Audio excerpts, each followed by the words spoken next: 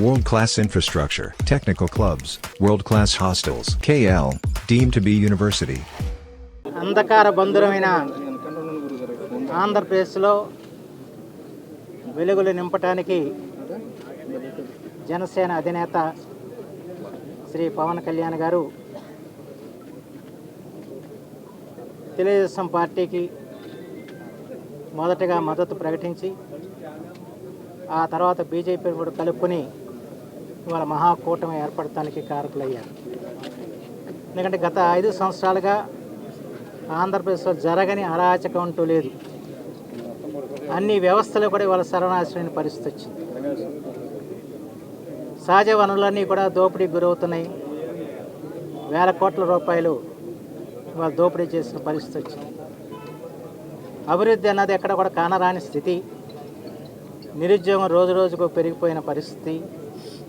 ఈ పరిస్థితుల్లో ఈ రాష్ట్రాన్ని ఏ విధంగా మనం గట్టెక్కించాలంటే అందరం కలిసి కూటమిగా ఏర్పడి పోటీ చేయాలని చెప్పి భావించడం జరిగింది. ఈ రోజున పవన్ కళ్యాణ్ గారు నాకు చిరపరిచితులు.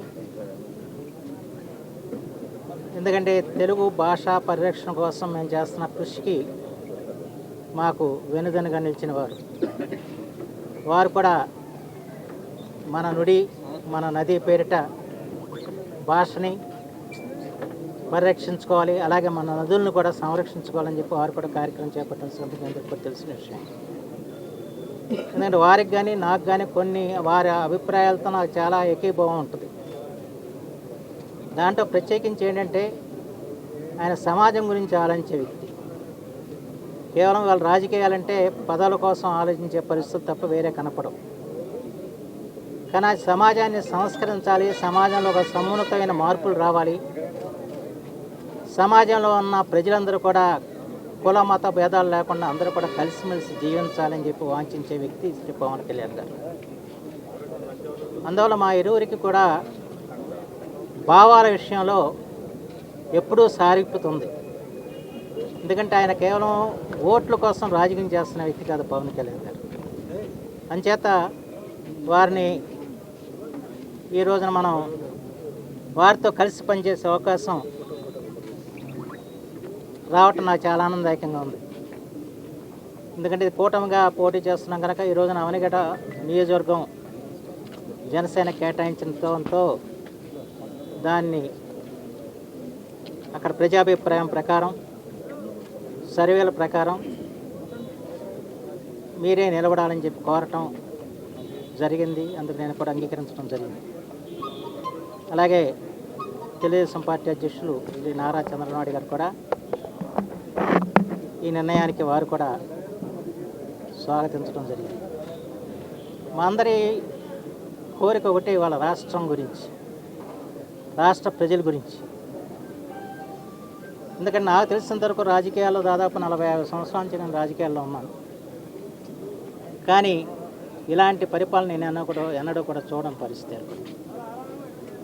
ప్రత్యేకించి సామాన్యుడు స్వేచ్ఛగా జీవించే పరిస్థితులు ఇవాళ ఆంధ్రప్రదేశ్లో లేవు.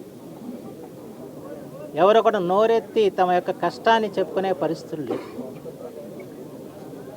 ఒక భయభ్రాంతులై జీవిస్తున్న పరిస్థితి ఇవాళ ఆంధ్రప్రదేశ్లో ఉంది. ఇలాంటి పరిస్థితుల్లో ఆ ప్రజలకి ధైర్యం కలిగించిన వ్యక్తి పవన్ కళ్యాణ్ గారు, చంద్రబాబు నాయుడు గారు. అంచేత ఈరోజు మనం ముందు ప్రజలకి మనం రక్షణ కల్పించడం, స్వేచ్ఛగా జీవించే విధంగా వాళ్ళ ఈ రాష్ట్రాన్ని తీర్చిదిద్దుకోవడం అనేది చాలా ప్రధానమైన విషయం అని చెప్పి నా భావన. ఎందుకంటే అభివృద్ధి సంక్షేమం పక్కన పెడితే అసలు మనిషి అన్నవాడు వాళ్ళ ప్రజాస్వామ్యంలో కేవలం వాక్ స్వాతంత్రాన్ని కూడా ఇవాళ అణిచివేస్తున్న పరిస్థితి వచ్చింది. మీ పత్రికా స్వాతంత్రాన్ని కూడా అణిచివేస్తున్న పరిస్థితులు వచ్చాయి. సాంఘిక మాధ్యమాల్లో ఎవరైనా కూడా ఏదైనా పెట్టినా తీసుకెళ్ళి అరెస్ట్ చేస్తున్న పరిస్థితి వచ్చింది. అన్నిటికంటే ఆశ్చర్యకరం ఏంటంటే సహజంగా అంటే వ్యంగ్య చిత్రాలు అంటే కార్టూన్లు వేస్తారు. నెహ్రూ గారి మీద శంకర్ ఎన్నో కార్టూన్లు వేసేవాడు, ఆయన చూసి ఆనందించేవాడు. అలాగే ఎన్టీ రామారావు గారి మీద అనేక కార్టూన్లు వేశారు, ఆయన చూసి ఆనందించేవాడు. కానీ కార్టూన్లు వేసిన చిత్రకారులను కూడా అరెస్ట్ చేసిందని మొట్టమొదటిసారిగా ఈ ప్రభుత్వం చూడటం జరిగింది. అంటే ఏ రకంగా ఇవాళ ఈ పరిపాలన ఉందో ఒకసారి ఆలోచించేయండి.